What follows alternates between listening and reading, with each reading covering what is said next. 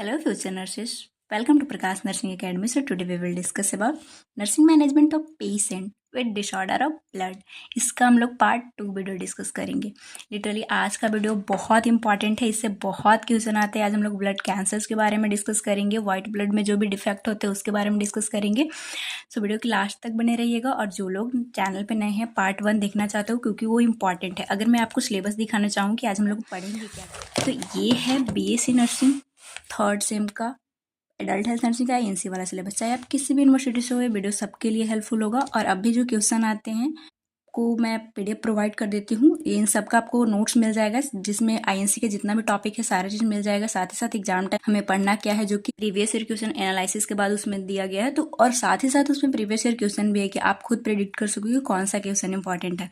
सो उसमें देखोगे कोई भी क्वेश्चन हमारे सिलेबस से बाहर नहीं जाता है. सो एग्जाम पास करने के लिए इंपॉर्टेंट है कि आप अपना सिलेबस पहले क्लियर करो, तभी आप एक सेफ जोन में जा सकते हो. सिर्फ पास करने के लिए भी, वैसे मतलब किसी को अच्छा स्कोर करना होता है, सारा स्ट्रेटजी आपको नोट्स में मिल जाएगा. क्या इंपॉर्टेंट होता है, कैसे आपको क्या क्या कहाँ पे लिखना है, यही सब हम लोग डिस्कस भी करते आ रहे हैं. सो पार्ट 1 जो था उसमें हम लोग डिस्कस करके आए हैं रिव्यू ऑफ एनाटॉमी, जो कि माइंड मैप के थ्रू हम लोग समझे थे. इसके बाद एनीमिया बहुत इंपॉर्टेंट था. साथ ही साथ ये ब्लड डिसऑर्डर कैसे आप नर्सिंग असेसमेंट करोगे. लाइक मैं हर बार आपको बताई हूँ कि जब भी एग्जाम में क्वेश्चन आता है तो नर्सिंग मैनेजमेंट करके आता है. डिजीज कंडीशन क्या है आप कितना भी लिख दो, लेकिन आपका अपना रोल लिखना होगा. सो nursing assessment, history collection, physical examination एक नर्स कैसे करेगी ब्लड डिसऑर्डर में, वो हम लोग पढ़ के आए हैं. इसके बाद एनीमिया बहुत इंपॉर्टेंट था. साथ ही साथ कभी कभी 5 मार्क्स में पॉलीसाइथेमिया भी पूछता है. ब्लीडिंग डिसऑर्डर, ये सारा हम लोगों का कंप्लीट है पार्ट 1 में. जो लोग नए हैं डिस्क्रिप्शन बॉक्स में एडल्ट हेल्थ नर्सिंग का अभी तक जितना भी चैप्टर हो चुका है उसका लिंक है. आप उस प्लेलिस्ट पे क्लिक करके आप देख सकते हो, जो भी अपना कॉन्सेप्ट है क्लियर कर सकते हो. आज हम लोग देखेंगे ल्यूकेमिया, ल्यूकोपनिया और साथ ही साथ हमारा यहाँ पे एग्रेनुलोसाइटोसिस है, लिम्फोमा है और माइलोमा है. सिर्फ 5 डिजीज कंडीशन आज हम लोग डिस्कस करेंगे. सो चलिए स्टार्ट करते हैं. सो फर्स्ट हम लोग देखते हैं ल्यूकेमिया. ल्यूकेमिया क्या है. ल्यूकेमिया वर्ड को पहले आप समझने की कोशिश करो तो ये 2 ग्रीक वर्ड से आया है. ल्यूकोस मीन्स होता है वाइट एंड एमा, ये भी ग्रीक वर्ड है जिसका मतलब होता है ब्लड. तो वाइट ब्लड से रिलेटेड इसमें कैंसर की कंडीशन है. वाइट ब्लड जो है वो बहुत ज़्यादा प्रोलिफरेट होते हैं इमेच्योर फॉर्म में, वही ल्यूकेमिया कंडीशन है. इसके डिफरेंट डिफरेंट टाइप होते हैं और बहुत इंपॉर्टेंट है ये. सो ल्यूकेमिया क्या है, एक cancer. Leukaemia is a cancer of blood forming sales in the bone marrow. हमारा बोन मैरो से ही ब्लड सेल्स फॉर्मेशन होता है. पहले भी हम लोग डिस्कस किए थे. जो हिमेटोपोइटिक स्टेम सेल है उसी से माइलोइड और लिम्फोइड, माइलोइड से ही WBC और एक लिम्फोइड है जिससे सिर्फ लिम्फोसाइट बनता है. पार्ट 1 में ही देखे थे, आज भी हम लोग देखेंगे. They derange immature cell accumulate in blood. यहाँ से ये मतलब कैंसरस सेल जो है इमेच्योर फॉर्म में ब्लड में एक्यूमुलेट हो जाते हैं, क्योंकि आना तो इसे ब्लड में ही है बोन मैरो से बनके. सो ये इमेच्योर फॉर्म में आते हैं. अगर डेफिनेशन देखो तो और आपको समझ में आएगा कि ल्यूकेमिया क्या है. ल्यूकेमिया इज ए नियोप्लास्टिक, मतलब अनकंट्रोल्ड डिफरेंशिएशन प्रोलिफरेशन होता है किसका, WBC जो सेल्स हैं उनका. Characterise by replacement of bone marrow by malignant immature circulating RBC. अब इस कॉन्सेप्ट को समझने के लिए बहुत अच्छे से हमें सारा चीज़ समझना होगा. अभी बस आप इतना समझ लो कि इसमें एबनॉर्मल जो है, अनकंट्रोलेड जो है प्रोलिफरेशन होता है जो भी वाइट ब्लड सेल्स है उसका, जिसके कारण अब बहुत ज़्यादा अगर ये हो जाता है WBC तो जो बोन मैरो में और RBC प्लेटलेट्स ये सब बनते हैं उसको भी ये सब प्रेस कर देता है. सिर्फ इमेच्योर फॉर्म में WBC सेल्स ही रहते हैं. हम लोग व्हाइट पेज लेके देखते हैं इसका प्रोसेस, तभी हमें ल्यूकेमिया का कॉन्सेप्ट समझ में आएगा. ये हमारा इस तरह से बोन है, इसके अंदर जो बोन मैरो है उसमें हमारा हिमेटोपोइटिक स्टेम सेल होता है, जो कि ये बेन है. इसे के 2 प्रोजेनाइटर सेल, एक माइलोइड है और एक लिम्फोइड है. अब आप इसको अगर आप याद नहीं रख पाते हो, हम लोग ऐसे ही जब फिजियोलॉजी पढ़े वहाँ ही सब पढ़ के आ गए हैं जब ब्लड सेल्स का फॉर्मेशन पढ़ रहे थे. सो माइलोइड है, ये तीनों सेल को बनाता है एक्सेप्ट लिम्फोसाइट जो है WBC का. जैसे मैं जब आपको माइंड मैप समझाई हूँ, यहाँ पे आप देख सकते हो WBC जो है बेसिकली ग्रेन्युलोसाइट और ए ग्रेन्युलोसाइट होते हैं. ग्रेन्युलोसाइट और साथ ही साथ मोनोसाइट जो है वो माइलोइड प्रोजेनाइटर से ही बनते हैं. बाकी जो ये सिर्फ लिम्फोइड में बी और टी सेल जो है वो लिम्फोइड स्टेम, ये जो प्रोजेनाइटर है उससे बनता है। तो यहाँ पे आप देखो, चाहे वो आरबीसी हो, प्लेटलेट हो, या फिर जितने भी ये नेब, न्यूट्रोफिल, इसिनोफिल, बेसोफिल और मोनोसाइट सब इससे बनते हैं। और इसे सिर्फ लिम्फोसाइट याद कैसे रखना है, इसमें जो मोनो है उसी से कॉन्सेप्ट रखोगे तो याद हो जाएगा कि लिम्फोसाइट क्योंकि इससे बनता है तो ये लिम्फोइड इससे बोला गया, और जो मोनोसाइट ये एग्रेनुलोसाइट का है वो इससे बनता है माइलोइड से, तो इसलिए माइलोइड रखा गया। बाकी ये सारे सेल्स का फॉर्मेशन करता है। इतना कॉन्सेप्ट ठीक है। अब आप देखोगे और डीप अगर समझना चाहोगे, पहले हम लोग ये देख लेते हैं कि ये ल्यूकेमिया 4 टाइप पढ़ोगे। सो क्या होता है, यहाँ से ये बोन मैरो से बना, ये हमारा ब्लड है उसमें ये चला जाता है तो इमेच्योर फॉर्म में जाना, तो उसी के बेसिस पे अगर ये लिम्फोइड वाला जिससे कि लिम्फोसाइट बनते हैं वो वाला गया तो हम लोग एक्यूट और क्रोनिक में है, आगे एक एक करके पढ़ेंगे। एक्यूट लिम्फोइड ल्यूकेमिया बोलेंगे, और एक क्रोनिक मतलब लिम्फोइड वाला इमेच्योर अगर डिवीजन हुआ तो ये 2 टाइप का हो गया लिम्फोइड की वजह से। अब ये जो माइलोइड है जिससे ये सारे सेल्स बन रहे हैं, अगर ये गया तो इससे हम लोग एक्यूट माइलोइड ल्यूकेमिया बोलते हैं। और एक और है क्रोनिक वे में, देखेंगे हम लोग इसमें क्या डिफरेंस है। बस आप समझ लो कि सेल्स के बेसिस पे किस तरह से जो है ये 4 टाइप का होता है। तो यहाँ तक आप समझे कि ये बोन मैरो में बना है, इससे ये ब्लड में जाना रहता है, ये सेल्स मेच्योर फॉर्म में जाते हैं। बट अगर इमेच्योर फॉर्म में जा रहा है, एक्स्ट्रा प्रोलिफरेशन हो रहा है, तो ये इमेच्योर देखने को मिलता है हमारे ब्लड में, जो कि एक तरह का ब्लड कैंसर है, WBC का बेसिकली। अब यहाँ पे एक और कॉन्सेप्ट यहाँ ही समझ लो आप कि यहाँ पे क्या होता है कि ये इमेच्योर फॉर्म में बहुत ज़्यादा जो भी लिम्फोसाइट और ये जितने भी WBC हो वो बनते हैं। तो क्योंकि एक आपके पास कटोरी है बहुत ज़्यादा, उसमें अगर आप चीनी है तो फिर, और हो सके कि अगर बहुत ज़्यादा चीनी डाल दो, शुगर डाल दो, तो वहाँ का मिल्क बाहर आ जाए या फिर वो उसके लिए जगह नहीं बचे। बट यहाँ बनाने की बात है तो ये बहुत ज़्यादा इमेच्योर फॉर्म में बनते हैं, तो जो आरबीसी का प्रोडक्शन है, प्लेटलेट का प्रोडक्शन है, वो भी सप्रेस होता है। सो आगे आपको ये कॉन्सेप्ट ध्यान रखना होगा, ये आएगा काम आपको। सो वहाँ से आपको ये कॉन्सेप्ट क्लियर रहा होगा कि इमेच्योर फॉर्म में जाते हैं और बाकी सेल्स को जो है वो रिप्लेस कर देते हैं, और को जो भी आरबीसी प्लेटलेट है वो इसके वजह से सप्रेस होता है। इटियोलॉजी देखते हैं, इसके बाद जो मैं आपको टाइप्स बताई वो हम लोग एक एक करके डिस्कस करेंगे। सो इटियोलॉजी क्या है, कॉज एग्जैक्टली जो है इसका ये WBC का कैंसर का कंडीशन है हमारे ब्लड में, इसका एग्जैक्ट कॉज हमें नहीं पता। मतलब ऐसे फिर भी देखें तो जेनेटिक इन्फ्लुएंस की अगर फैमिली में है तो वो हो सकता है, क्रोमोजोम में जीन में ये होने से, म्यूटेशन होने से, अगर कोई एक्सपोजर टू आयोनाइजिंग रेडिएशन से ज़्यादा हो रहा है, केमिकल से ज़्यादा एक्सपोज हो रहा है, तो सेल को वो DNA को म्यूट कर देते हैं, जिसकी वजह से एबनॉर्मल ग्रोथ हो सकता है। Congenital abnormality like down syndrome जो होते हैं उसमें 21 क्रोमोजोम है जो है वो एक्स्ट्रा हो जाता है, तो क्रोमोजोम का और सेल का मतलब इसमें ऐसा इन्वायरमेंट बन जाता है कि डाउन सिंड्रोम है उनमें 70% चांसेस रहती है इन चिल्ड्रन में कि उनमें ल्यूकेमिया देखने को मिलता है। इम्यूनो डेफिशिएंसी में भी समटाइम ये लीड कर। कुछ रिस्क फैक्टर देख, इटियोलॉजी मीन्स कि वो डायरेक्ट कॉज कर रहा है, रिस्क फैक्टर जिससे कम चांस है कि मतलब ज़्यादातर उससे है कि हाँ हो जाएगा। एज, क्योंकि आप अलग अलग जो भी हम लोग एक्यूट क्रोनिक देखे वो अलग अलग एज में डेवलप होते हैं, तो मतलब एक स्पेसिफिक एज में स्पेसिफिक टाइप का ल्यूकेमिया होने की चांसेस रहती है, तो उन लोग ससेप्टेबल हो जाते हैं। जो लोग स्मोकिंग करते हैं, लाइक 20% जो एक्यूट माइलोइड ल्यूकेमिया है, माइलोइड और लिम्फोइड सेल जो बताई, तो उसमें जो एक्यूट टाइप का है वो 20% ये देखने को मिलता है जो स्मोकिंग करते हैं उससे लिंक रहता है। जेनेटिक डिसऑर्डर लाइक एक फेकॉन्की फैनकोकी जो एनीमिया है, इससे पहले वाले में भी हम लोग डिस्कस किए थे, बेसिकली बोन मैरो में डिफेक्ट वाली कंडीशन, तो ये भी लीड कर सकता है। इसमें भी रिस्क रहता है। High dose of radiation like atomic bomb से बहुत ज़्यादा रेडिएशन होने की चांसेस रहती है, तो उनकी भी WBC जो ब्लड का है वो प्रोलिफरेट एक्स्ट्रा करने लगे, या फिर कैंसरस होने का ज़्यादा चांस रहता है। Previous chemotherapy treatment like breast cancer किसी को हुआ था, ओवेरियन कैंसर या फिर लिम्फोमा, इसको हम लोग डिस्कस करेंगे आज ही।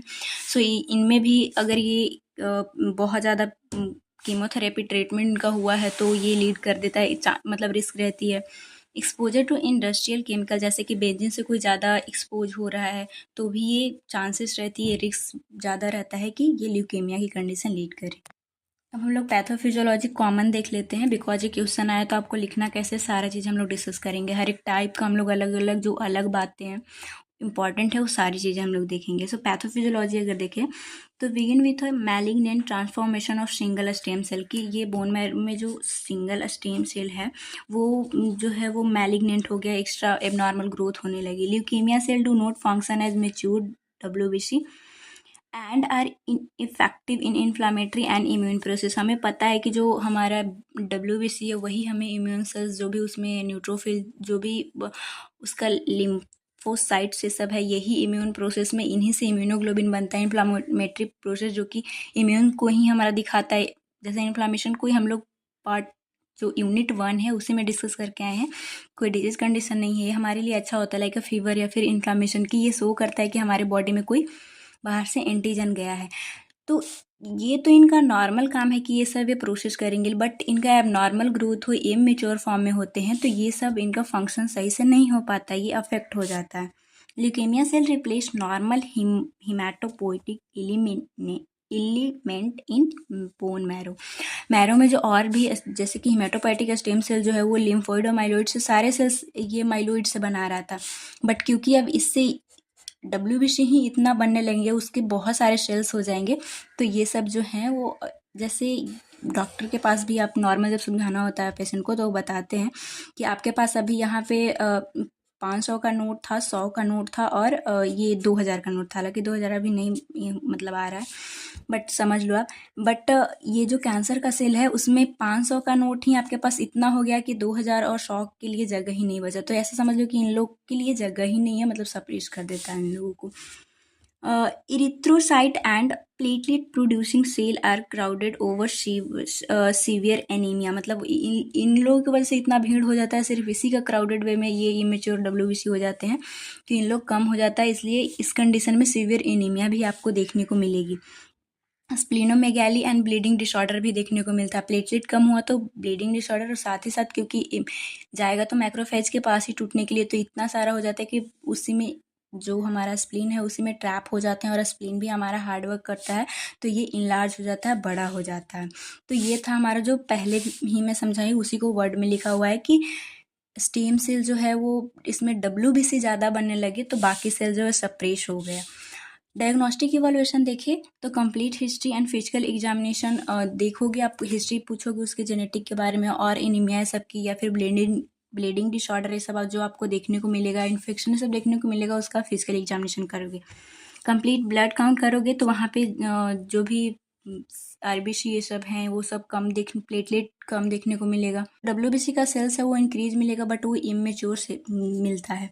लंबर पंचर करके, क्योंकि उसमें WBC ये जो हमारा CSF है उसमें होता है, तो वो भी आप कर सकते हो। एक्सरे MRI CT स्कैन से कैंसर को पता किया जाता है, तो ये बोन मैरो को इस सबको इमेजिन जो डायग्नोस्टिक इवैल्यूएशन है उसके लिए इमेजिनरी देखा जाएगा, उससे देखा जाएगा कि क्या कंडीशन है। अब आप सोच रहे होंगे कि मैम आप पैथोफिजियोलॉजी के बाद डायग्नोस्टिक इवैल्यूएशन में सीधा आ गए, क्लिनिकल मैनिफेस्टेशन आपने नहीं बताया, तो मैं बताऊंगी, क्योंकि अलग अलग जो टाइप्स हैं इसका उसमें अलग अलग सिम्टम देखने को मिलता है, तो वो हम लोग देखेंगे एक एक करके।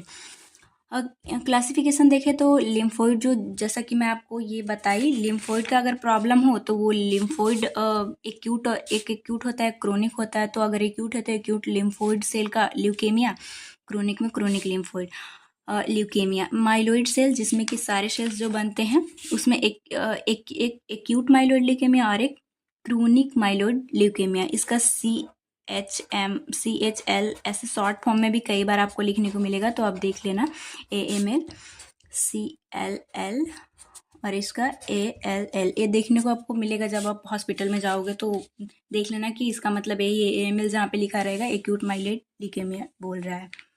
फर्स्ट हम लोग एक एक करके डिस्कस करते हैं। एक्यूट माइलोइड ल्यूकेमिया क्या है? डिफेक्ट इन माइलोइड सेल, जो ये माइलोइड सेल मैं आपको बताया उसमें डिफेक्ट होगा। मोनोसाइट्स ग्रेन्युलोसाइट, इससे हमें पता है कि मोनोसाइट बनता है, जो कि और जितने भी ग्रेनुलोसाइट जिसमें कि हम लोग पार्ट 1 में ही डिस्कस करके आए हैं। यहाँ पे आप देखो ये न्यूट्रोफिल, इसिनोफिल, बेसोफिल, इस सब में प्रॉब्लम। नेब का वही बोल रहा है कि न्यूट्रोफिल, बेसोफिल, इसिनोफिल इन्हें हम लोग ग्रेनुलोसाइट बोलते हैं। साथ साथ इरिथ्रोसाइट एंड प्लेटलेट, मतलब ये बोल रहा है कि डिफेक्ट आया माइलोइड सेल में, जो कि इतना चीज़ बनाता है। क्लिनिकल मैनिफेस्टेशन क्या देखने को मिलता है और क्या मेजर डिफरेंस है, मैं लास्ट में डिस्कस कर दूंगी ताकि आपको एक बार समझ में आ जाए। तो इसमें आपको क्या सिम्टम देखने को मिलेगा, फीवर एंड इन्फेक्शन फ्रॉम न्यूट्रोपिनिया, क्योंकि न्यूट्रोफिल इसी से बनते हैं। अब ये बन भी रहे हैं, एक्स्ट्रा इनका ग्रोथ स्टेम सेल ये आ रहे हैं, बट ये मेच्योर फॉर्म में है, कोई काम का नहीं है, जैसे पहले काम करता था अब वैसा नहीं कर पाएगा। तो ये फीवर एंड इन्फेक्शन देखने को मिल सकता है, क्योंकि इससे ये प्रिवेंट करता है, जब भी इन्फेक्शन आएगा तो फीवर हमारे बॉडी में होगी, और इन्फेक्शन कोई भी बैक्टीरिया फंजाई सब आता था तो न्यूट्रोफिल उसे तुरंत फैगोसाइटोसिस कर जाता था, खा लेता था, बट अब ये मेच्योर फॉर्म में नहीं है। तो ये कंडीशन हमारे बॉडी में देखने को मिलेगी। ब्लीडिंग टेंडेंसी होगा क्योंकि इसमें प्लेटलेट कम जाएगा। वीकनेस एंड फटीग हो सकती है क्योंकि आरबीसी कम है, एनीमिया की कंडीशन रहती है। Pain from in large liver और अ स्प्लीन, क्योंकि ज़्यादा इमेच्योर फॉर्म में ज़्यादा सेल्स जा रहे हैं डब्ल्यूबीसी का, जो भी माइलोइड सेल्स से बनता है, तो उनके वजह से वो काम करते करते उसे हटाने के चक्कर में ये भी हमें इनलार्ज देखने को मिलेगा। नेक्स्ट आता है हाइपरप्लेजिया ऑफ गम, क्योंकि सेल्स जो हैं वो वहाँ पे इनफिल्ट्रेट होने लगते हैं, ज़्यादा जो सेल्स हैं, तो वो गम्स का हाइपरप्लेजिया देखने को मिलता है। Bone pen and expansion of bone marrow, क्योंकि ये ज़्यादा इमेच्योर सेल बना रहा है तो इससे भी काम ज़्यादा करना पड़ रहा है, जिसके वजह से ये जो है वो एक्सपांसन देखने को इसमें मिलता है, और साथ ही साथ इसमें पेन रहती है। ये जो एक्यूट माइलोइड ल्यूकेमिया है, इसके लिए क्या आप मैनेजमेंट करोगे, तो सबसे पहले इंडक्शन थेरेपी अगर देखें, जो कि इनिशियल थेरेपी को बोला जाता है। Aim to eradicate the leukaemia cell, जो भी डब्ल्यूबीसी का इमेच्योर सेल है उसे हटाने का इसका इसमें एम होना चाहिए, जिस इन्वॉल्व है हाई डोज सिट्राबीन एंड डायनोरूबिसिन और माइटोजैंथ्रोन और इडारूबिसिन, ये सब दिया जाता है इनिशियल थेरेपी, इनिशियल ड्रग के रूप में, जिससे कि जो ल्यूकेमिया सेल हैं वो इरेडिकेट होते हैं। सपोर्टिव केयर में आप एडमिनिस्ट्रिंग ब्लड प्रोडक्ट लाइक जो पैक रेड ब्लड सेल है, क्योंकि इसमें प्लेटलेट और आरबीसी जो कम हो रहा है, जिसकी वजह से एनीमिया एंड ब्लीडिंग का प्रॉब्लम देखने को मिल रहा है, तो ये सब आप दे सकते हो ताकि ये सपोर्टिव केयर रहेगा। तो जो भी, और क्योंकि इन्फेक्शन देखने को मिल रहा है, ये न्यूट्रोपिनिया की कंडीशन हो रही है, तो उसे भी आपको ट्रीट करना पड़ेगा। ये है इसका मेडिकल मैनेजमेंट।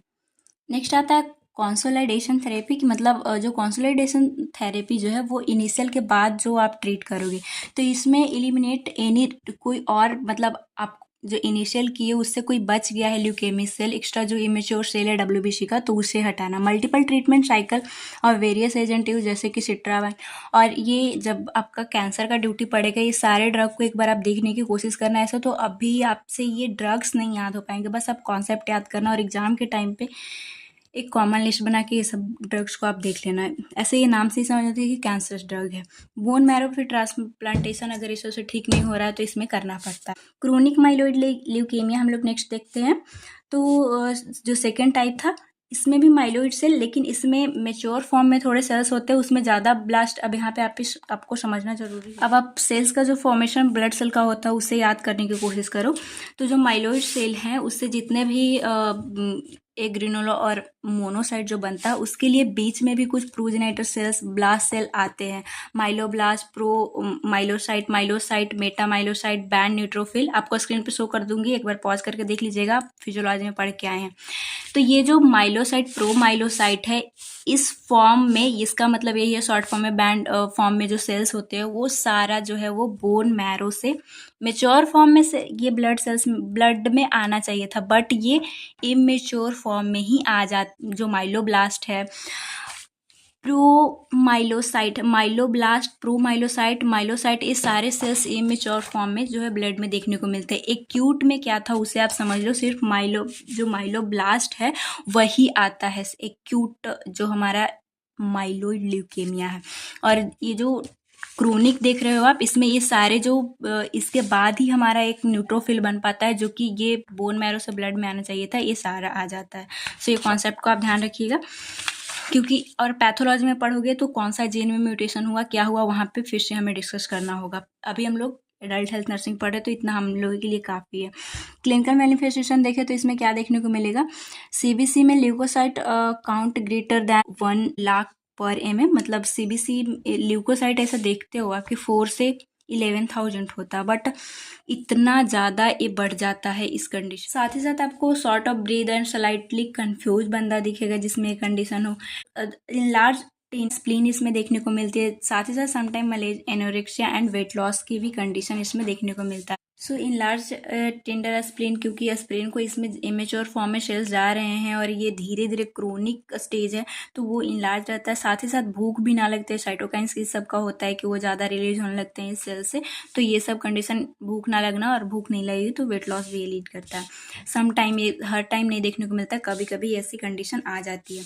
मैनेजमेंट अगर देखें तो aim to convert malignant stem cell population back to normal. जैसे ही जो मैलिग्नेंट हुआ है स्टेम सेल, उसको आप ठीक करोगे, आपका यही गोल होना चाहिए था, तो ये चीज़ें जो है वो नॉर्मल हो सकती है। The agent use are interferon and cytosine, often combination में सबक्यूटेनियसली इसे दिया जाता है। ये जो मैलिग्नेंट स्टेम सेल है उसे हटाने में हेल्पफुल होता है। ओरल कीमोथेरेप्यूटिक एजेंट जैसे कि typically hydroxyurea and busulfan as less aggressive therapeutic approach focus on, ये डिक्रीज आरबीसी को मतलब डिक्रीज करता है, और वही प्रोलिफरेट होकर बहुत ज़्यादा इमेच्योर फॉर्म में हमारे ब्लड में है, तो इसी को हम लोग पहले ही देखे कि इसको कम करना एम है।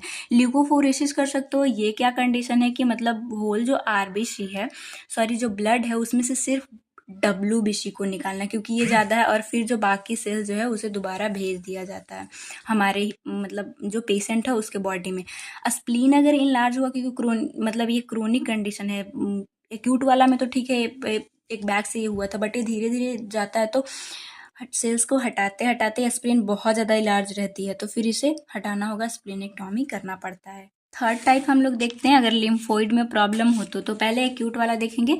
It result from uncontrolled proliferation of immature cell. इसमें लिम्फोब्लास्ट आएंगे, उसमें जो माइलोब्लास्ट आया था एक्यूट में, इसमें जो है वो बोन मैरो से हमारे ब्लड में ज़्यादातर लिम्फोब्लास्ट देखने को मिलेगा। Derive from lymphoid stem cell, वही बातें बोल रहा है कि लिम्फोइड स्टेम सेल से ही आता है। लिम्फोइड स्टेम सेल का अगर आप पूरा थोड़ा देखना चाहोगे तो इसमें दो ही प्रोसेस ज़्यादातर रहती है। लिम्फोइड स्टेम सेल है, ए प्रोमाइलोब्लास्ट बनना, लिम्फोसाइट बनता है, तो इमेच्योर जो है वो ब्लास्ट सेल इसमें आ जाते हैं हमारे। वही आप क्रोनिक में देखोगे कि जो लिम्फोसाइट मेच्योर फॉर्म में होते हैं वो जाते हैं हमारे ब्लड में, वो इमेच्योर फॉर्म में ज़्यादा देखने को मिलेगा।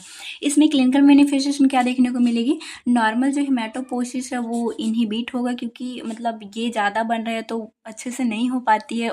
मतलब अब यहाँ पे देखो, लिम्फोइड ज़्यादा बन रहा है तो माइलोइड से ज़्यादातर आरबीसी प्लेटेलेट और जितने भी एग्रेनुलोसाइट और मोनोसाइट सब बन रहे हैं, सॉरी ग्रेनुलोसाइट और मोनोसाइट, तो ये ज़्यादा होगा तो मेजॉरिटी ऑफ जो हेमाटोपोइसिस आरबीसी सब का बनना वो इनहिबिट होगा, सप्रेस होगा। ल्यूकोसाइट काउंट में बी हाई और low, but they always high proportion of immature cell.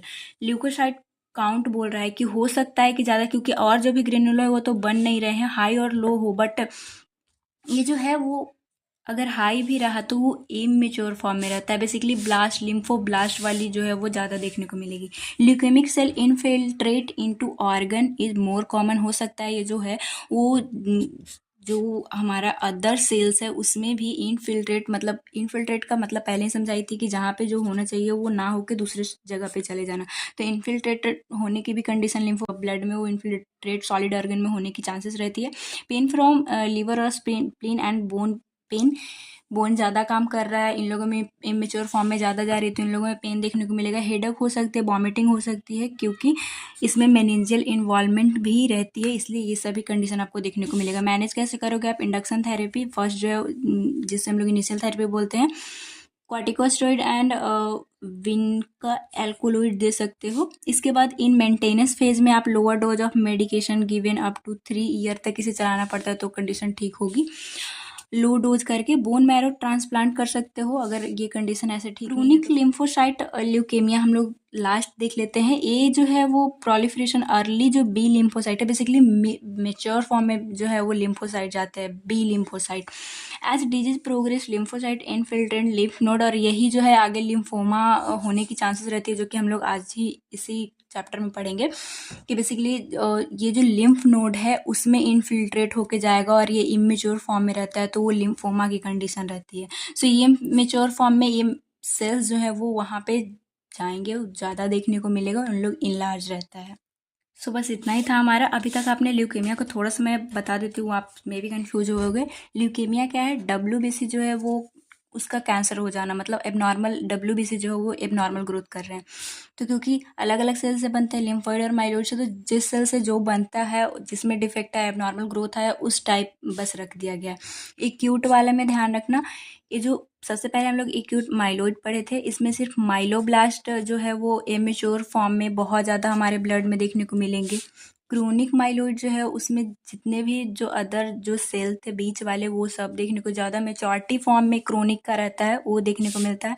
Acute lymphoid leukaemia देखें तो इसमें जो लिम्फोब्लास्ट है वो ब्लड में ज़्यादा देखने को मिल रहा है। वही क्रोनिक में हमें क्या देखने को मिला, मेच्योर फॉर्म में जो लिम्फोसाइट है, बेसिकली बी लिम्फोसाइट, वो देखने को मिलता है। और इसका ट्रीटमेंट में, क्योंकि कैंसर है तो वही कीमोथेरेपी ज़्यादातर चल रहा है, ड्रग्स चल रहा है, बोन मैरो ट्रांसप्लांट किया जा रहा है। तो ध्यान क्या रखना है कि ल्यूकेमिया एक ब्लड कैंसर की कंडीशन है जिसमें WBC जो है वो कैंसर हो जाते हैं, एबनॉर्मल हो जाता है। नेक्स्ट हम लोग डिस्कस करते हैं ल्यूकोपनिया। ल्यूकोपनिया क्या है, ये ल्यूको वाइट ब्लड से सेल को ये शो करता है। थ्रोम्बोसाइटोपिनिया जैसे हम लोग फर्स्ट पार्ट में डिस्कस किए थे, ये क्या मतलब ये क्या शो करता है, सेल्स का डिक्रीज होना। तो वाइट ब्लड सेल का डिक्रीज होने की कंडीशन को हम लोग ल्यूकोपनिया बोलते हैं। So leukopenia is a disease which person has reduce number of WBC increase their risk of infection. ये हमें इन्फेक्शन से बचाता है। तो ये अगर ये कम होगा, ये हमारे सेल्स ब्लड में ये कम देखने को मिलेगा, जिसकी वजह से इन्फेक्शन होने की ज़्यादा रिस्क हो जाती है। इटियोलॉजी देखें तो वायरल इन्फेक्शन जैसे कि कोल्ड एंड इन्फ्लुएंजा जो है may be lead to temporary leukopenia, मतलब ये बहुत ज़्यादा आया हमारे ब्लड में, अब लड़ने जाएगा हमारा जो भी वाइट ब्लड है, तो जीत नहीं पाया, ज़्यादा ही जो भी ये सारे जो हैं इन्फ्लुएंजा, ये सब WBC को डिस्ट्रॉय कर दे, जिसकी वजह से हमारे ब्लड में इसका नंबर कम हो गया। कैंसर की कंडीशन जैसे ल्यूकेमिया हो गया एंड अदर कैंसरस में damage the bone marrow and lead leukopenia. आप बोलोगी मैम ल्यूकेमिया में तो हम लोग देखें कि सेल्स ज़्यादा हो रहा है, बट इमेच्योर फॉर्म में हो रहा है। इमेच्योर रह के ये इन्फेक्शन से कहाँ ही हमें बचा पाता है। तो इस कंडीशन में भी सेल जो है वो जो भी DNA था उसमें म्यूटेशन थी, जिसकी वजह से एक्स्ट्रा जो है वो, अब DNA क्रोमोजोम का क्या फंडा है, ल्यूकेमिया आपको फिर से पैथोलॉजी में पढ़ना होगा। अब जेनेटिक क्रोमोजोम में सब जो भी इन्वॉल्वमेंट आएगी आप वहाँ पे देखोगे। तो बस यहाँ पे ध्यान रखो कि अब नॉर्मल जो ग्रोथ हो रही थी वो इमेच्योर फॉर्म में था, तो ये भी जो है डिफिशियंसी के ही कैटेगरी में आता है। सम ऑटोइम्यून डिसऑर्डर जैसे कि माइलोकैथैक्सिस, ये क्या है, कंजेनाइटल एट बर्थ से ही ऐसी कंडीशन है जिसमें न्यूट्रोफिल जो है वो कम होते हैं। न्यूट्रोफिल का मेन काम है इन्फेक्शन से बचाना, तो ये कंडीशन ल्यूकोपनिया की ही कंडीशन है जिसमें लो नंबर होता है WBC का, बेसिकली मोस्टली न्यूट्रोफिल का। एप्लास्टिक एनीमिया जो कि बोन मैरो की कंडीशन था, इसमें हम लोग पार्ट 1 में ही एनीमिया में देखे कि WBC और RBC हो, प्लेटलेट हो, सब कम होते हैं। बर्थ डिसऑर्डर लाइक का जो कोस्टमैन सिंड्रोम है, ये सीवियर, ये भी कंजेनाइटल है जिसमें न्यूट्रोपिनिया न्यूट्रोफिल जो है वो कम रहते हैं, WBC कमेगा। सर्टेन ड्रग जैसे कि एंटीसाइकोटिक या फिर प्रोपियोन या फिर SCL मेट्रोनिडाजोल जो है, ये भी अफेक्ट करते हैं WBC को, तो कम देखने को मिलता है हमारे ब्लड में।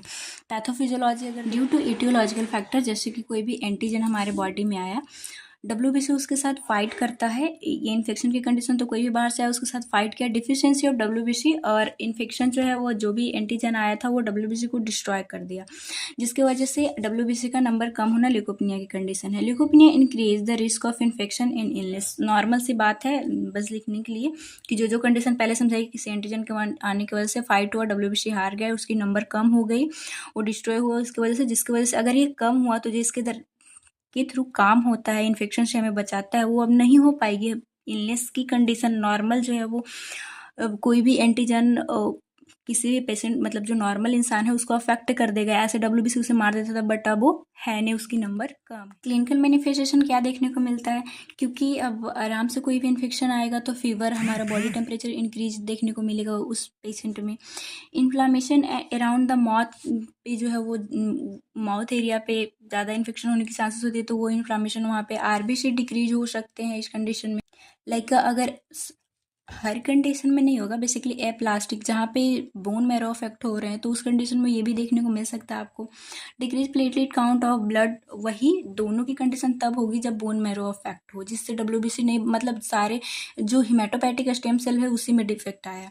हैवी और प्रोलॉन्ग मेंस्ट्रुअल फ्लो कब होगा? जब प्लेटलेट की अगर कमी रही तो ये भी कंडीशन देखने को मिल सकता है। More prone to ulceration and infection, क्योंकि ये WBC इन्फेक्शन से बचाता है, वही कम है। एक्सट्रीम फटीग महसूस हो सकता है अगर RBC भी कम हो गया तो। Increase desire and craving for hot drink, इसमें ये सिम्टम देखने को मिलता है। नेक्स्ट अगर देखें डायग्नोस्टिक इवोल्यूशन, तो medical history and physical examination करोगे, जो भी कंडीशन मतलब हिस्ट्री लो कि आप पहले किसी फैमिली में था कंजेनाइटल ऐसी कंडीशन है। फिजिकल एग्जामिनेशन में उनकी सिम्टम अगर एनीमिया सबकी दिख रही है तो आपको दिखना है।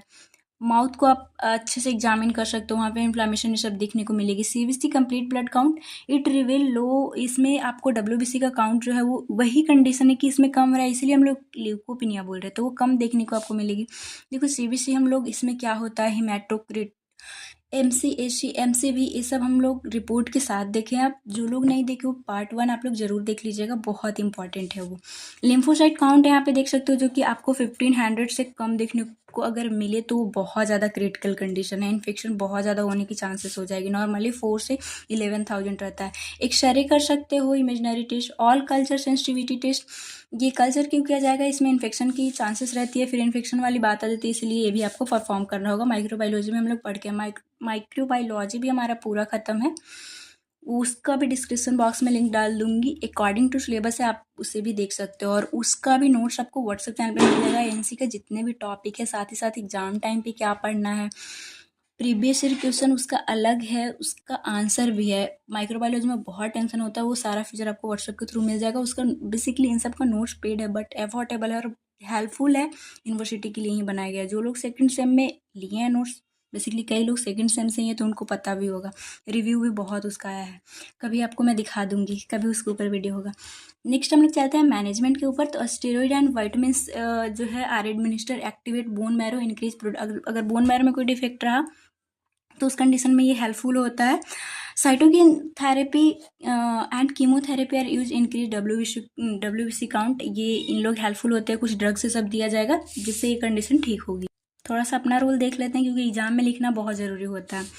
Monitor vital sign of patient, सबसे पहले आप वाइटल साइन देखोगे, फीवर ये सब की कंडीशन है कि नहीं। Perform hand hygiene before entering patient room each and every time, क्योंकि इन्फेक्शन होने की ज़्यादा चांस रहती है ना, तो ये बहुत ध्यान रखना, खास ध्यान रखना होता है। इंश्योर रूम क्लीन, रोज डेली जो है वो रूम क्लीन रहना चाहिए, किसी तरह से इन्फेक्शन के वो प्रोन ना जा पाए बंदा, जो भी पेशेंट है। इंक्रीज एडिक्वेट हाइड्रेशन भी रखना है, क्योंकि फीवर रहेगी तो इस टाइम पे प्लेंटी ऑफ फ्लूइड देना होता है, स्वेटिंग भी ज़्यादा होती रहती है। Provide through oral hygiene after meal, अब ओरल हाइजीन भी, इन्फेक्शन ओरल एरिया में ज़्यादा होने की चांसेस होती है, तो ये सब आपको ध्यान रखना होगा। Maintain meticulous IV site care, मतलब बारीकी से हर मतलब देखते रहना है, जो साइट आप IV साइट अगर मतलब उसे फ्लूइड चढ़ रहा है तो वो ध्यान देना कि इन्फेक्शन ना हो जाए।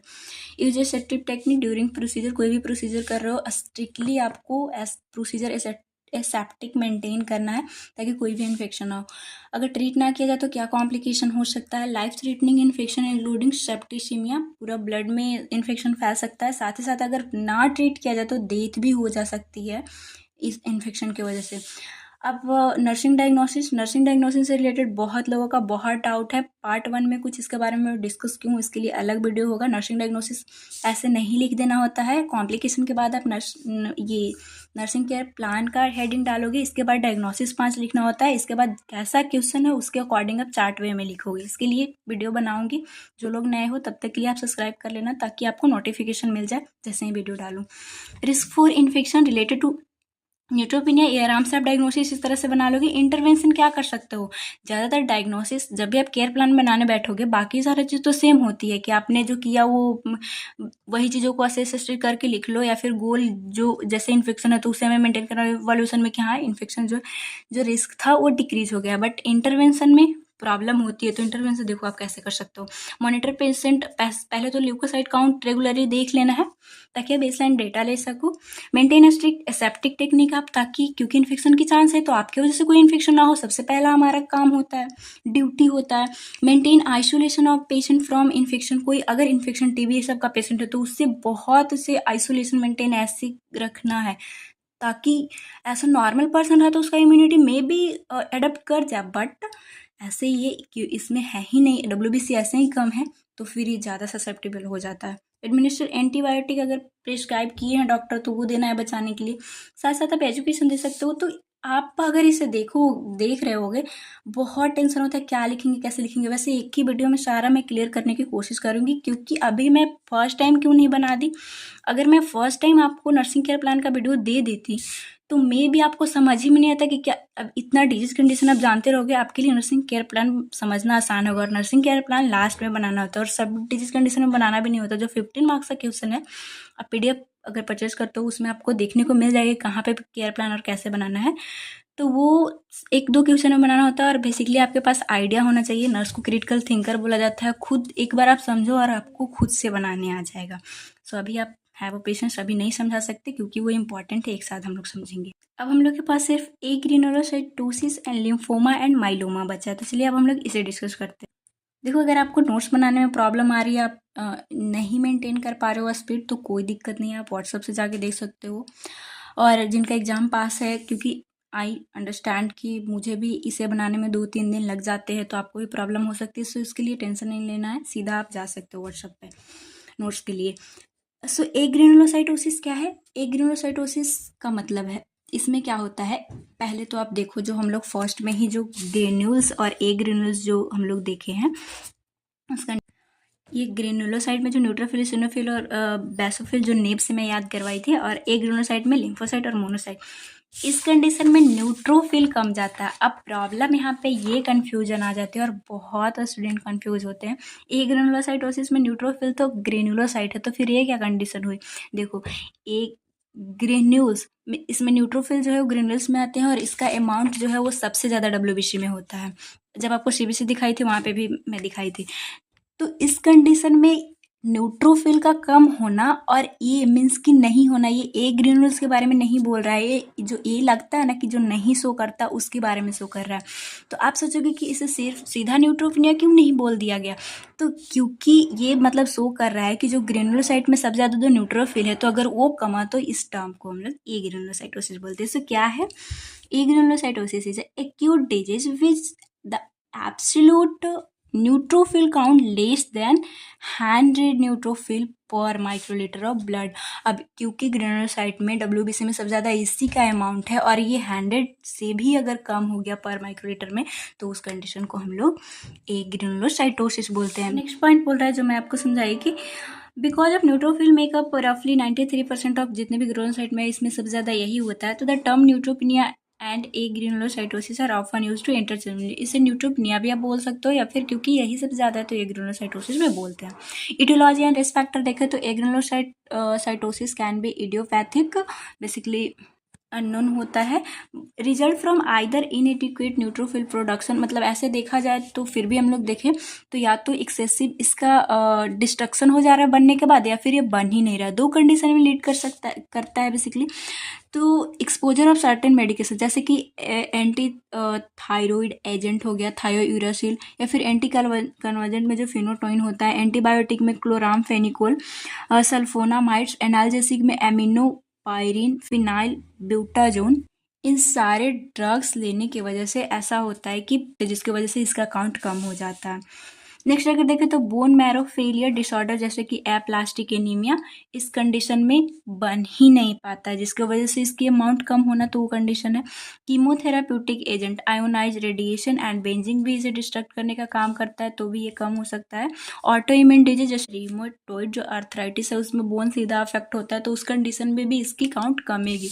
तो ध्यान क्या रखना है कि कोई चीज़ है तो वो इस कंडीशन में बस इतना ही बोल रहा है कि या तो वो बना जिसको वो, जैसे आपके पास एक रोटी की बात है, तो रोटी का ख़त्म होना, या फिर 4 रोटी था उसे कम होना, तो 2 रोटी है आपके पास, तो या तो रोटी बनना ही नहीं जिसकी वजह से कम है, या फिर 4 रोटी बनने के बाद किसी ने इसे खा लिया जिसकी वजह से कम हो गया। तो वही कंडीशन बस यहाँ पे समझना। बस पैथोफिजियोलॉजी क्योंकि एग्जाम में लिखना इंपॉर्टेंट होता है, तो जो बात हम लोग समझे उसे बस फ्लो चार्ट में कर दे रहे हैं।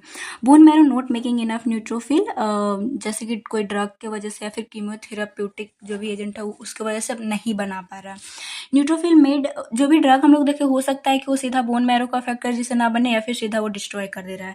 सो उनके वजह से ये नहीं बन पा रहा है। Neutrophil made normally but destroy due to autoimmune disease, साथ ही साथ वो बोल रहा है कि या तो बना नहीं या तो ऑटो इम्यून की वजह से डिस्ट्रॉय हो गया, जिससे हम लोग अब डिस्ट्रॉय हो गया न्यूट्रोफिल, कम होना, वो क्या कंडीशन है, इग्रेनोसाइटोसिस। क्लिनिकल मैनिफेस्टेशन देखें तो typically the onset of this disease is rapid, मतलब एक्यूट हम लोग वहाँ पे भी देखें कि ये रैपिडली इसका सिम्टम देखने को मिलता है। हाई फीवर रहती है, समटाइम आपको फीवर नहीं भी देखने को मिल सकती है।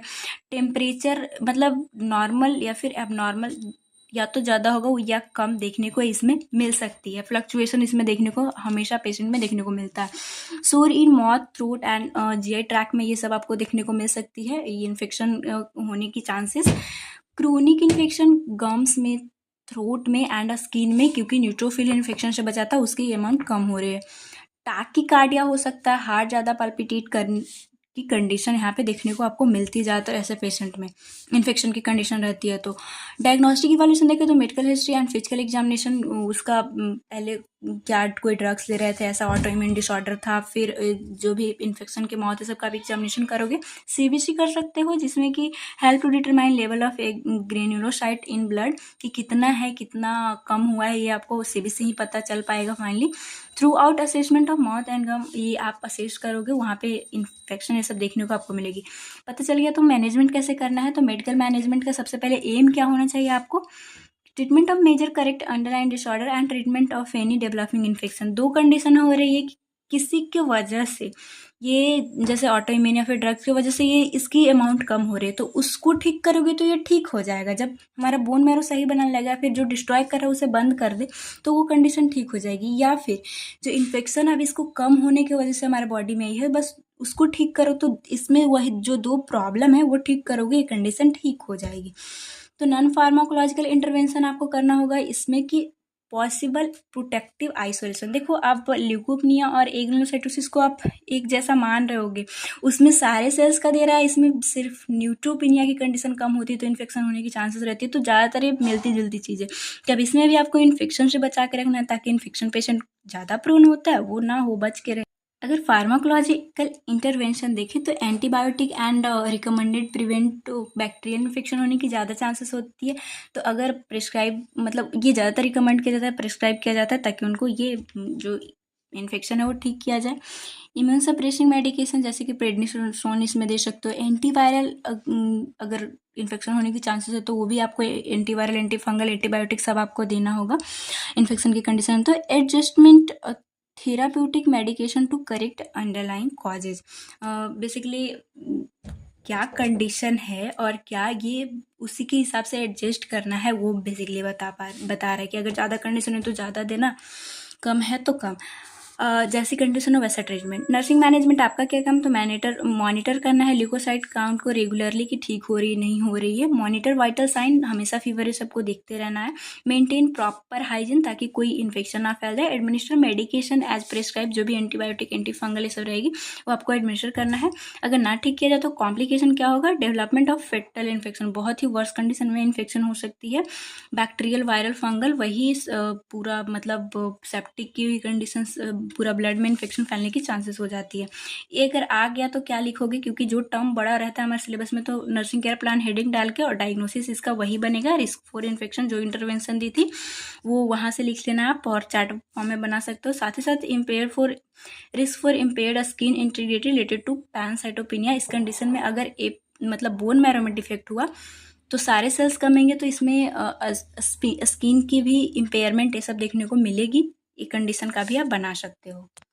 पैनसाइटोपिनिया क्या है, ये वाला जो कॉन्सेप्ट है हम लोग पार्ट 1 में भी डिस्कस करके आए, पूरा सेल्स का कम होना, होल सेल, आरबीसी, डब्ल्यूबीसी सबका कम होना। नेक्स्ट हम लोग डिस्कस करते हैं हमारे सिलेबस के अकॉर्डिंग लिम्फोमा। लिम्फोमा क्या है, जो लिम्फोसाइट है, जो टी एंड बी सेल, ये जो है वो एबनॉर्मल जो प्रोलिफरेशन है वो लिम्फैटिक सिस्टम में देखने को मिलता है। लिम्फ नोड इनलार्ज रहते हैं, इस कंडीशन को हम लोग लिम्फोमा बोलते हैं। लिटरली बहुत इंपॉर्टेंट है, इसी में हॉटकिन और नॉन हॉटकिन आता है। सो क्या है, lymphoma is a type of cancer, मतलब एबनॉर्मल प्रोलिफरेशन होता है लिम्फ सेल का, लिम्फोसाइट का, जो कि कहाँ पे होता है, that affect our lymphatic system. हमें पता है हमारा बोन मैरो से ये जो भी लिम्फोसाइट है यहाँ पे बना, और जो टी लिम्फोसाइट है वो मैच्योर होने के लिए थाइमस में जाते हैं। ये बोन मैरो में ही बी सेल जो है लिम्फोसाइट का वो मैच्योर हो जाता है। अब आप सोचोगे कि लिम्फ नोड में इसका क्या काम है। लाइक आप नर्सिंग कॉलेज में पढ़ने के लिए गए, वहाँ पे आपका ट्रेनिंग चला, तो इन लोग यहाँ पे मैच्योर होते हैं, अलग अलग सेल को पहचानते हैं कि कैसे हमें कब अटैक करना है। और लिम्फ नोड में कब जाते हैं, इनका प्रैक्टिकल लिम्फ नोड में होता है। जैसे आपका प्रैक्टिकल आप हॉस्पिटल में जाके करते हो, उसी तरह से इनका ट्रेनिंग होने के बाद ये लिम्फ नोड में जाते हैं। लिम्फ नोड में ही जो भी लिम्फ के थ्रू या फिर ब्लड के थ्रू जाके वहाँ पे इनफिल्ट्रेट होता है जो भी मैक्रोफेज, जब या फिर जो भी ये जो इन्फेक्शन की कंडीशन, जो भी इन्फेक्शियस एजेंट है, सो वहाँ पे ये इसे देख के पहचान के मारता है। मेच्योर होने के बाद ये लिम्फ नोड में ही जाते हैं। तो वहाँ पे ये इसे नॉर्मल प्रोलिफरेट हो गया, फिर ग्रोथ हो गया, फिर जो भी होगा इसे मारने के लिए कर रहे हैं तो ठीक है। बट उससे भी ज़्यादा एबनॉर्मली अगर ये ग्रोथ ज़्यादा ही ये सेल्स रहे तो हमारा लिम्फ नोड जो है वो इनलार्ज हो जाता है। अब इसमें सेल्स बेसिकली देखने को मिलता है कि इसमें ये कॉन्सेप्ट बस याद रखना कि रीड स्टर्नबर्ग जाइंट सेल जहाँ पे देखने को मिलेगा वो हॉजकिन लिम्फोमा है, और नहीं देखने को मिले तो नॉन हॉजकिन लिम्फोमा है। और भी जो इसका साइटोलॉजी है ये आपको पैथोलॉजी में पढ़ाया जाएगा। बट देखते हैं यहाँ पे हॉजकिन लिम्फोमा क्या है। It formally known as Hodgkin disease, malignant disorder that usually start lymph node से स्टार्ट होता है। इसमें क्या होता है कि it is defined by presence of Reed Sternberg giant से पहले आप समझो कि ये क्या होता है। बेसिकली बहुत सारे सेल्स का मास फॉर्म कर लेना जो कि नॉन कैंसरस होता है। अब उसमें बेसिकली ये कंडीशन देखने को मिले कि जाइंट सेल जैसा स्ट्रक्चर स्क्रीन पे मैं शो कर दूंगी, तो ये हॉजकिन लिम्फोमा है। सो अगर टाइप्स ऑफ हम लोग लिम्फोमा देखें तो उसमें हमें हॉजकिन और नॉन हॉजकिन देखना था।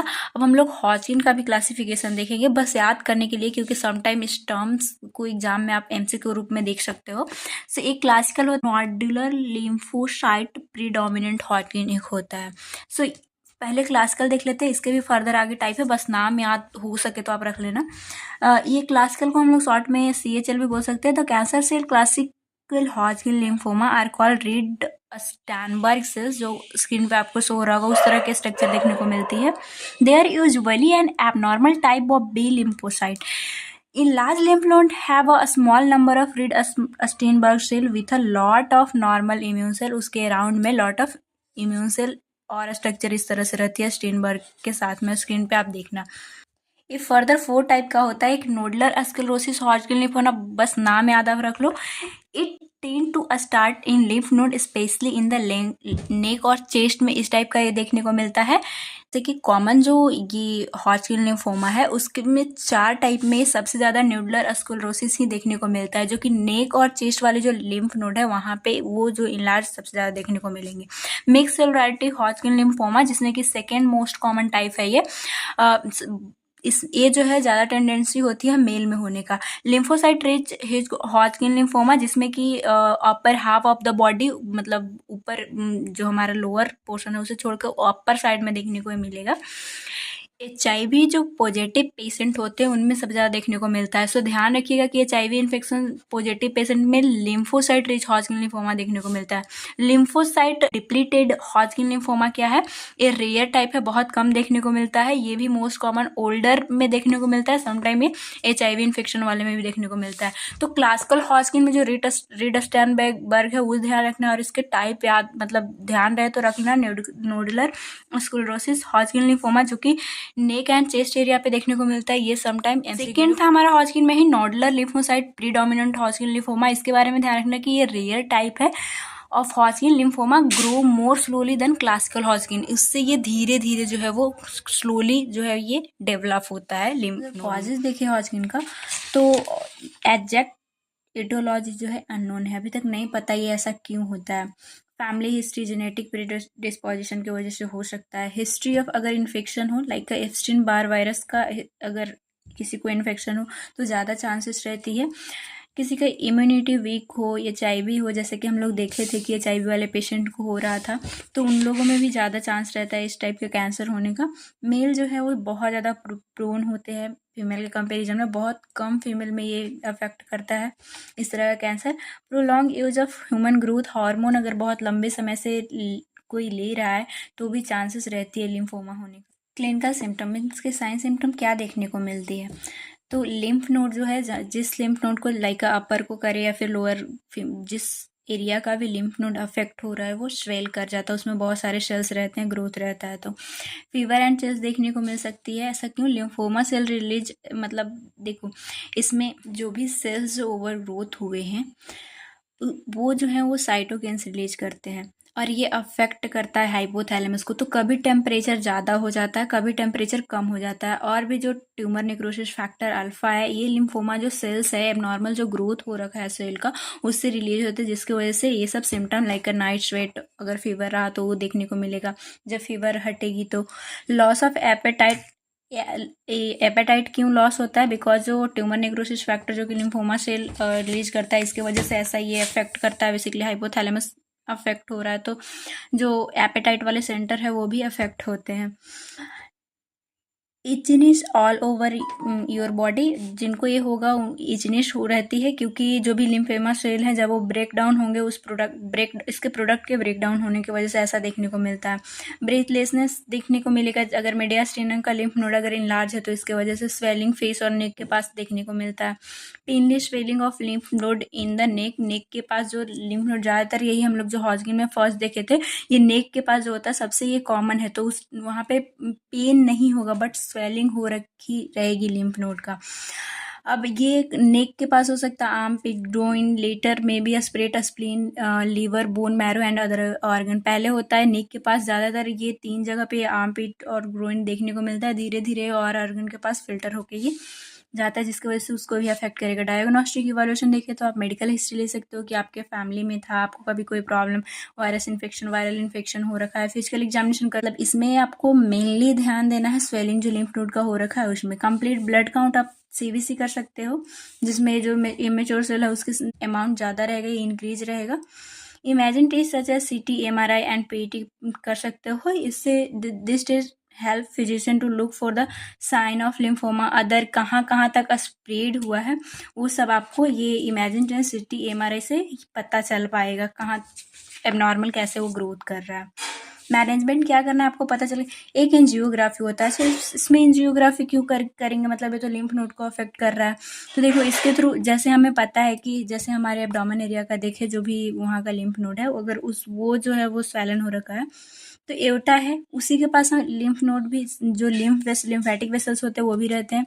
तो मतलब इसमें ये देखा जाता है कि अगर इसमें नॉर्मल ग्रोथ है, स्वेल है, तो इसको ये कंप्रेस करके रखेगा, तो कहाँ तक कंप्रेस किया है, या फिर अगर सर्जरी परफॉर्म की जाएगी उसे हटाने के लिए, तो ये ब्लड वेसल्स भी रप्चर ना हो जाए, इसके लिए एंजियोग्राफी मीन्स कि वेसल्स को भी देखा जाता है इसमें। मैनेजमेंट देखिए, ये आप हम लोग पढ़ के आए हैं जियोग्राफी को बहुत अच्छे से। कार्डियोवास्कुलर में आप देखना चाहते हो अलग प्लेलिस्ट का लिंक है, सब सारे वीडियो का प्लेलिस्ट अलग है, उसका लिंक है, आप देख सकते हो।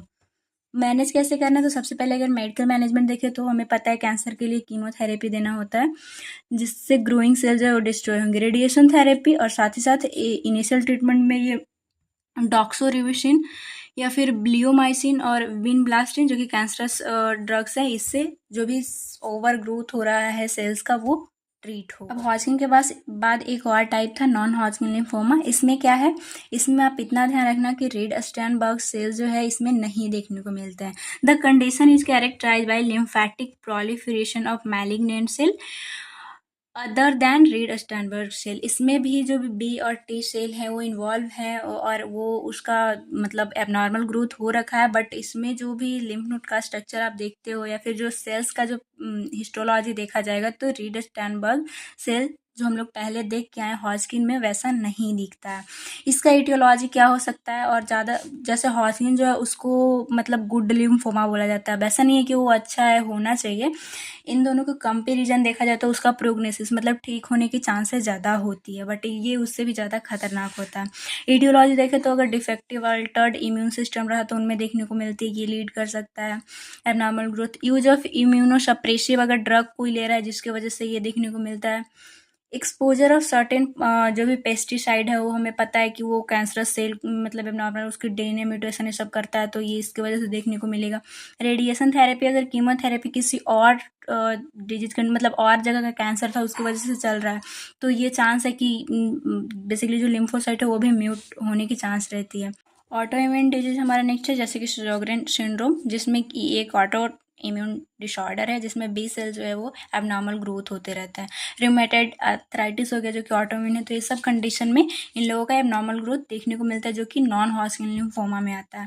क्लिनिकल मैनिफेस्टेशन देखिए इसमें क्या देखने को मिलता है, शॉर्टनेस ऑफ ब्रीथ होती है, साथ ही साथ मतलब शॉर्टनेस ऑफ ब्रीथ क्योंकि अगर मीडियस्टिन का लिम्फ नोड अगर इनलार्ज रहा तो फिर सांस लेने में तकलीफ ये सब हो सकती है। स्वेलिंग और फेस में स्वेलिंग देखने को मिलता है, फीवर, चिल्स, नाइट स्वेट, ये सब, वेट लॉस, भूख ना लगना। हम लोग देखें कि ये जो सेल्स होते हैं ट्यूमर नेक्रोसिस फैक्टर अल्फा या फिर साइटोकिन ज़्यादा रिलीज करते हैं, इसकी वजह से ये सब सिम्टम हाइपोथैलेमस को अफेक्ट करता है, ये भी देखने को मिलता है। अब क्योंकि ये इसमें एबनॉर्मल ग्रोथ हो रखा है तो जहाँ जिस लिम्फ नोड को अफेक्ट करेगा सिर्फ रीड स्टर्नबर्ग जैसी स्ट्रक्चर नहीं दिखेगी, बाकी तो कैंसर की कंडीशन तो वो इनलार्ज देखने को आपको मिलेगा। पाल्पेट करने से नहीं पता चलेगा कि वो इनलार्ज है। डायग्नोस्टिक इवोल्यूशन कैसे करोगे, हिस्ट्री कलेक्शन करोगे, कभी आपको इन्फेक्शन हो रखी थी, रूमेटॉइड आर्थराइटिस था या फिर कुछ भी।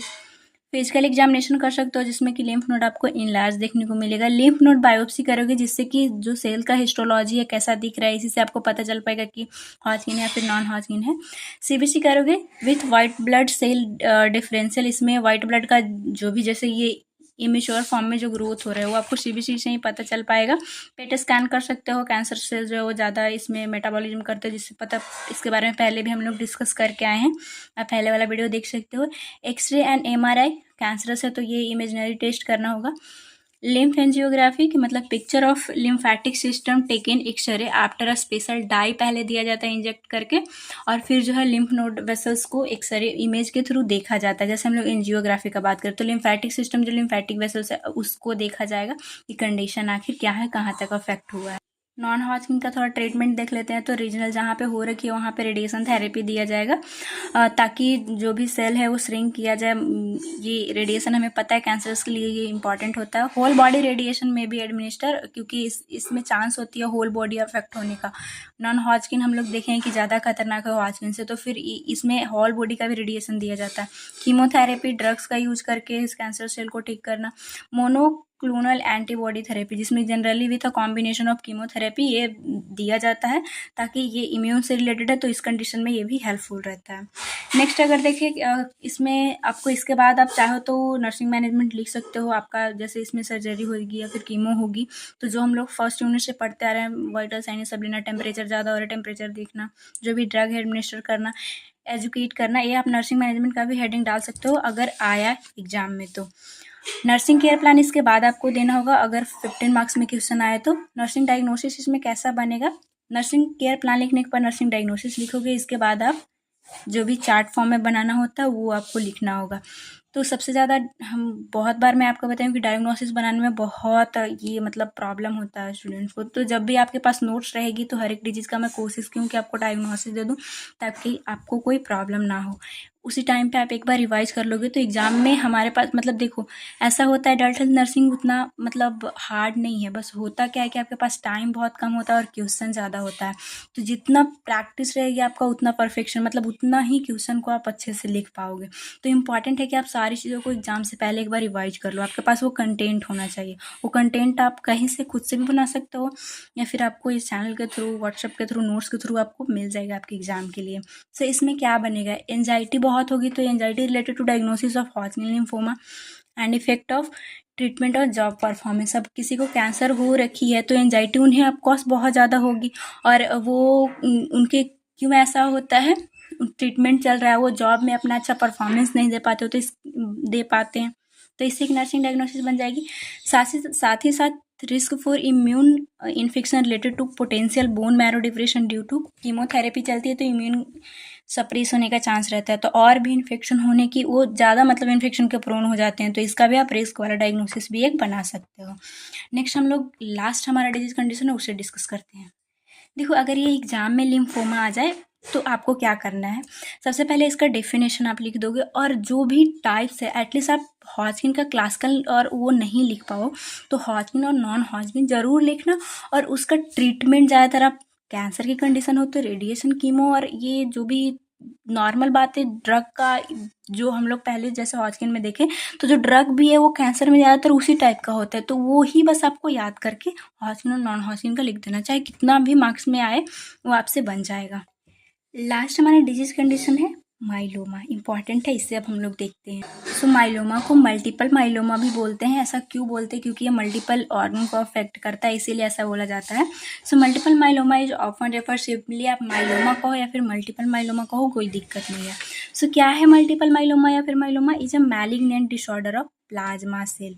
जो बी लिम्फोसाइट, जो प्लाज्मा सेल्स जो बनाते हैं, जिसके वजह से जो भी हमारा इम्यूनोग्लोबिन है, गेम दे जो हम लोग पढ़ के आए हैं ये बायोकेमिस्ट्री में, IgE, IgD, IgM, जो भी गेम दे से आपको पता है, तो ये जो है वो प्लाज्मा सेल बनाते हैं। अब इस सेल का मैलिग्नेंट हो जाना, एबनॉर्मल ग्रोथ होना, जो कि दूसरे सेल्स को भी, मतलब ये मैलिग्नेंट है, कहीं भी जा सकता है एबनॉर्मल ग्रोथ, तो ये है multiple myeloma condition. So multiple myeloma is a malignant disorder of plasma cell in bone marrow.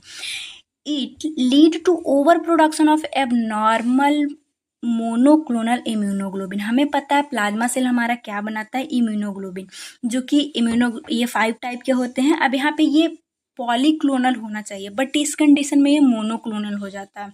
Means कि लाइक एक ही क्लोनल का मतलब क्या है? क्लोन सब आप पहले भी डिस्कस कर, मतलब सेल की जो कॉपियाँ बनती है, तो इसमें जो बनेगा वो ज़्यादातर ऐसे ही से बहुत सारे सेल्स को बनाना है, ये एक ही टाइप के बनाता है ज़्यादातर। IgG बनाता है। नॉर्मल एम प्रोटीन की कंडीशन हो जाती है इसमें। इलेक्ट्रोफोरेसिस याद करो, जो हम लोग देखे थे कि मल्टीपल माइलोमा में ये इलेक्ट्रोफोरेसिस, ये एम प्रोटीन जो है बहुत ज़्यादा हो जाता है। एक बात और याद रखो कि प्लाज्मा प्रोटीन जो है अल्फा और एल्बुमिन, ग्लोब्यूलिन और फिब्रिनोजन, ये तो हमें पता है कि क्लॉटिंग में हेल्पफुल रहता है। एल्बुमिन ये प्लाज्मा ऑन्कोटिक प्रेशर को मेंटेन करता है। ग्लोब्यूलिन क्या कर रहा था? ये 3 टाइप का था, अल्फा, बीटा और गामा। ये जो गामा ग्लोब्यूलिन है, यही जो है वो इम्यूनोग्लोबिन का प्रोडक्शन करता है। और इलेक्ट्रोफोरेसिस जब आप करते हो तो इसमें प्रोटीन ही तो देखा जाता है पॉजिटिव नेगेटिव चार्ज को, तो जो गामा वाला जो ग्लोब्यूलिन पार्ट है वो ऐसे एल्बुमिन सबसे ज़्यादा क्योंकि प्रोटीन में होता है तो ये ज़्यादा रहता है, बट इसमें क्योंकि एबनॉर्मल एक्सेसिव इम्यूनोग्लोबिन बन रहा है इस कंडीशन में प्लाज्मा सेल के द्वारा, क्योंकि ये कैंसरस हो चुका है, तो वो ज़्यादा इलेक्ट्रोफोरेसिस में हमें देखने को मिलती है। सो वही बोल रहा है कि ये प्लाज्मा सेल का बोन मैरो में जो है वो मैलिग्नेंट हो जाना, it lead to over production abnormal monoclonal immunoglobin, जिसे एम प्रोटीन भी बोलते हैं। Bone destruction, impaired immunity and renal dysfunction, जिसकी वजह से सारी सिम्टम हमें देखने को मिलती है। और हम लोग देखते हैं साइन सिम्टम से हमें और अच्छे समझ में आएगा कॉजेज एंड अगर रिस्क फैक्टर देखिए किसकी वजह से होगा, तो एग्जैक्ट ज़्यादातर जो कैंसर की कंडीशन होती है उसका पता नहीं है कॉज, इसका भी कॉज जो है वो अननोन है, बट रिस्क फैक्टर फिर भी देख लेते हैं। जो 50 से ज़्यादा एज वाले लोगों में ये मतलब रिस्क रहता है होने का, मेल जेंडर में फीमेल के कंपैरिजन में ज़्यादा देखने को मिलता है। अगर फैमिली हिस्ट्री किसी का है तो फिर चांसेस है कि आगे भी देखने को मिले। कोई रेडिएशन से एक्सपोजर हो रहा है तो हो सकता है बी सेल अफेक्ट हो गया, जिसकी वजह से जीन म्यूटेशन या फिर एक्सेसिव ग्रोथ देखने को मिल रहा है। क्रोनिक इन्फ्लामेशन हो रखी है वो भी रिस्क रहता है। साथ ही साथ अगर केमिकल से बार बार लाइक बेंजीन या फिर पेस्टिसाइड, जो हमें पता है ये कैंसर, मतलब ये एबनॉर्मल ग्रोथ डीएनए चेंज कर, मतलब डीएनए म्यूटेशन करवाने के लिए रिस्पॉन्सिबल होते हैं, ऐसा देखने को मिलता है। तो ये सारे रिस्क फैक्टर, एग्जैक्ट कॉज इसका नहीं पता, बट पैथोफिजियोलॉजी इसके बाद हम लोग देखते हैं कि क्या होगा आखिर। तो नॉर्मल जो प्लाज्मा सेल है वो जो कि इम्यूनोग्लोबिन बनाता है, उसी की वजह से जो IgG सब जो बनता है उसके डीएनए में म्यूटेशन हो जाती है। म्यूटेशन शब्द डीएनए सब आप जेनेटिक में पढ़ोगे, बट ऐसा समझो अभी कि डीएनए में समझो कि गलती हो गया, जो आगे इन्हीं के पास जो भी इंफॉर्मेशन रहती है, बट ये एक्सेसिव इसकी वजह से ग्रोथ होने लगता है। अब डीएनए म्यूटेशन तो अनकंट्रोल प्रोलिफरेशन होगा बोन मैरो में नॉर्मल प्लाज्मा सेल का, एक्सिस मोनोक्लोनल एंटीबॉडी बनती है जिसे हम लोग एम प्रोटीन बोलते हैं। नॉर्मल जो इम्यूनोग्लोबिन प्लाज्मा सेल के द्वारा बनता था, एम प्रोटीन अब ज़्यादा बन रहा है, अब नॉर्मल चीज़ें बन रही है, तो ये जो है वो डिक्रीज हो जाता है इसका प्रोडक्शन, जिसकी वजह से हमें पता है कि इम्यूनोग्लोबिन जो भी IgG सब है वो जो है वो हमारे को लड़ने में हेल्पफुल होता है, जो भी इन्फेक्शन बाहर से आए उससे लड़ने में हेल्पफुल होता है। तो ये अगर कम गया तो इन्फेक्शन होने की ज़्यादा चांसेस रहती है। साथ ही साथ क्योंकि बोन में ये ज़्यादा बन रहा है, तो जो बोन का ओस्टियोक्लास्ट, मतलब बोन जो है वो डिफॉर्मिटिव, ओस्टियोब्लास्ट मीन्स कि बनना, वो बनने की जगह ज़्यादातर टूटने लगते हैं, टूटने वाले ज़्यादा सेल्स रहते हैं। बोन डिस्ट्रक्शन और साथ ही साथ फ्रैक्चर, ये अब ऐसा कंडीशन रहेगा तो कैल्शियम जो है इस कंडीशन में जो मल्टीपल माइलोमा कंडीशन है उसमें इंक्रीज देखने को मिलती है। बोन डिस्ट्रक्शन ज़्यादा होगा तो कैल्शियम से बनी है, कैल्शियम हमारे ब्लड में ज़्यादा देखने को मिलता है। सो क्लिनिकल मैनिफेस्टेशन में पैथोफिजियोलॉजी में कुछ नहीं बोल रहा है, एक बार फिर से हम लोग देख लेते हैं ताकि फ्लो हो जाए। नॉर्मल प्लाज्मा सेल का डीएनए जो है वो म्यूट हुआ, जिसकी वजह से एबनॉर्मल प्रोलिफरेशन हो रहा है बोन में, और सेल्स को ये भी जो है सप्रेस करेगा, जैसे हम लोग पहले देख रहे थे। अब इस कंडीशन में जो इम्यूनोग्लोबिन नॉर्मल बनना चाहिए था वो नहीं बन रहा है। एक ही तरह के एंटीबॉडीज एम प्रोटीन के रूप में बहुत ज़्यादा देखने को मिल रहे हैं, क्योंकि अब इम्यूनोग्लोबिन हमें इन्फेक्शन से बचाता है कम है, तो इन्फेक्शन का चांसेस बढ़ जाएगा। साथ ही साथ इसमें बोन का जो है वो ऑस्टियोक्लास्ट एक्टिविटी इस कंडीशन में बढ़ती है, और जो बोन ऑस्टियोब्लास्ट जो है वो डिक्रीज होने लगता है। बोन डिस्ट्रक्शन, अब ऑस्टियोक्लास्ट ज़्यादा है तो डिस्ट्रक्शन होगी, जिसकी वजह से कैल्शियम ज़्यादा देखने को मिलता है। अब ये इंपॉर्टेंट है क्लिनिकल मैनिफेस्टेशन समझने के लिए। बोन पेन होगा स्पेशली बैक रिव स्कल जो है, क्योंकि ऑस्टियोक्लास्ट हो रहा है, ऑस्टियोलाइटिक लीजन ये सब देखने को मिल रहा है। बोन फ्रैक्चर हो रहा है तो वहाँ पे पेन देखने को मिलता है। एनीमिया की कंडीशन देखने को मिल सकती है, क्योंकि बोन मैरो जो है infiltration and reduce normal cell जो प्रोडक्शन है वो नॉर्मली सब सेल को जो बनना चाहिए था वो नहीं बन पाता है।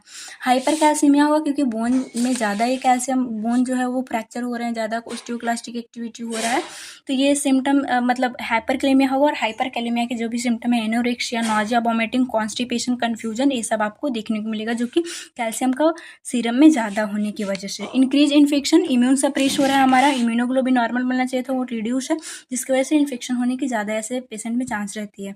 रीनल इम्पेयरमेंट एंड फेलियर भी देखने को मिलता है due to light nephropathy, hypercalcemia, calcium ज़्यादा जा रहा है वो अफेक्ट करेगा। रीनल स्टोन भी हो सकती है कैल्शियम ज़्यादा रहा तो। और इम्पॉर्टेंट है कि बेंस जॉन प्रोटीन देखने को मिलता है, जो कि एम प्रोटीन जो है वो इम्यूनोग्लोबिन जो एबनॉर्मल जो है उसका लाइट चैन को टूटने की वजह से ये बेंस जॉन जो है यूरिन में देखने को मिलता है, और इन सारी की वजह से रीनल इम्पेयरमेंट, फेलियर जैसे भी कंडीशन देखने को मिलता है। ये इंपॉर्टेंट है, आप ध्यान रख लीजिएगा।